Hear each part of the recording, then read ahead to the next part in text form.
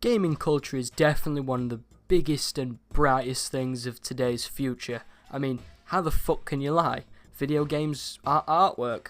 You can't deny that shit. From massive companies to indie underground artists, there is definitely a game out there for everyone. I mean, let's be fucking honest. You have your open world shooters, and you have the smart brainy games like fucking Brain Training. Can you remember that shit? Unfortunately, I'm not a big one on about the brighter side of gaming, more along the problematic sides that pretty much you can relate to if you love a good gaming event once in a while. I'm not on about events. I'm going to take you through some of the problems that you as a gamer would have fucking experienced in some way, shape or form.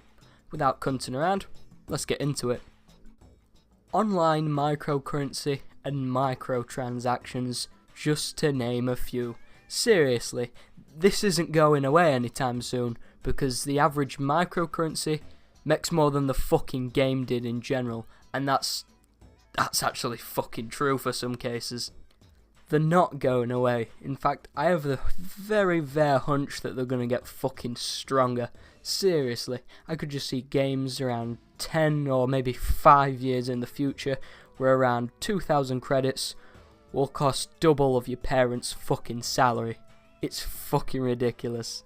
And with games getting more expensive nowadays, I'm sure the microcurrency and transaction funds will only fucking double and triple and quadruple in price. Just you fucking watch. News and outside media controversies. Now this is getting into the shitter side of things, so I might just throw it out there while I get back to the good stuff. But we've all seen a news article, or at least someone you know, complain about video games without even trying them for herself. They'll just be on some news report bullshit saying that how they're rotting your brain and causing you to commit mass genocide. Is that fucking true? No. No, it's fucking not. It's far from fucking truth. If you see someone actually getting hurt in a result of video games, I wouldn't blame parenting. In fact, I'd blame them themselves for just being a bit of a bastard.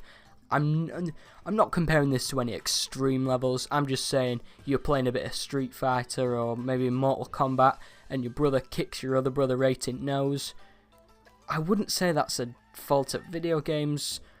More along the lines of trying to be funny or really getting on the nerves side of things, just to take the piss. We've all done stupid things to reenact something. We have. Everyone's done something to reenact something that we've seen, whether you're an adult doing that sort of shit, or you're about 5 or 6. I wouldn't exactly say it's anyone's fault, really. More just a natural cause from a young age. Has anyone ever had a go at you for wasting your time on a game? I hate that shit. That fucking grinds me bones, that shit. When you hear people, parents, outside media for fuck's sake, or you just see some Facebook post talking about how much time you're wasting, how much you're pissing about online. I actually think that's a terrible fucking... That's a dog shit excuse. We're not wasting time. In fact, we're spending time wisely. Think about it. Some games can teach you valuable life lessons. They can help you with concentration, they can help you with navigation, and hell, they even fucking keep you off streets from doing drugs and that sort of shit when you're sat on your ass, eating packets of Walker's crisps, having a can of Coke and Pepsi by your side, or, from your case, Mountain Dew and Doritos for some of you, while you just sat doing stuff. I get that it can be many other benefits. For example, anger management. Seriously, let's say you're pissed off, like you say you've had some cunts had a go at you at school or grassed you up for something, and you just want to take your anger out on something. Play a fucking video game. Chill the fuck out. It's not the end of the world when something kicks off. It's always best to find a stress mechanism, and I think video games fall under that category. They help you out in many ways than one. Believe me, when you're pissed off and you haven't played a game before, grab yourself a controller, or shit, grab yourself a mobile phone and play some mobile games. That seems to be some of the most popular. But then again, they fall under microtransactional currency as well, so I'd not fuck about with them too much, more than an actual controller and a game itself. Online membership. Who the fuck can forget those classic memories of having to nag your mum and dad to buy yourself a fucking membership card, even from eBay, where you can get it within a heartbeat because you don't have your bank account details on your Xbox. We've done that.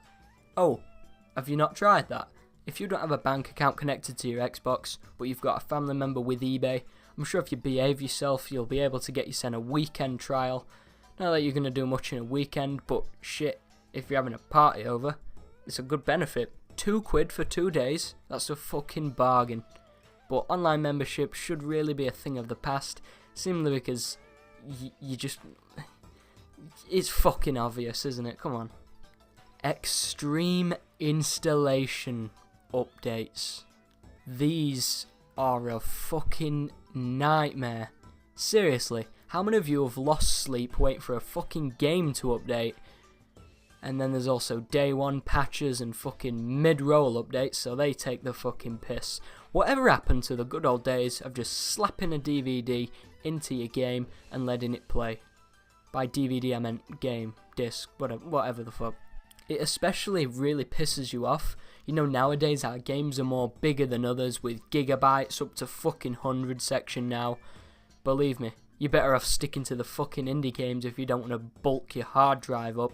That shit takes so fucking long to install. And one that I'm pretty much you've all been fucking waiting for. Hackers, modders, internet connectivity, lag, cheaters, and all of the fucking things above. Believe me, every single fucking time you're on any game, single player, multiplayer, fucking nano player, whatever the fuck, you will come across one of those issues, because they're the most common thing since sliced bastard bread. Don't know what I mean? Let's talk about it. Well, let's say you're going to play a game day one and it's going to lag full of cheaters, modders, hackers and all sorts of cunts above. Can you avoid it? No, you can't. And that's why it's great to have a fucking community. Can you imagine if gaming was an underground thing? You know, like stamp collecting? Can you imagine if gaming was like stamp collecting and it sort of dies off? No. I think gaming is one of the strongest fucking communities since the Brony Army.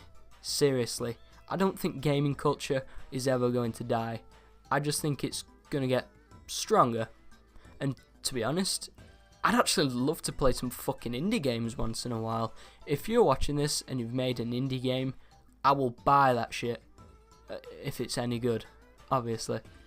No, seriously. Thank you all for watching. I just wanted to get some shit off my chest that I thought was been bothering me about our favourite pastime hobby. So if you've got any questions, thoughts, feelings and opinions, leave them in the comment section below. But other than that, if you want to stick around and focus on more related topics you want me to see me kick the fuck out of, be sure to subscribe and leave a like and share if you want to hear this message get out to other members of the gaming community. To be honest, throughout this whole thing I kinda sounded like a bit of a nerd, but who gives a balls? My name's All Things Anime and you've just been approved. Thanks for watching everyone, and I'll see you in a bit. Much love.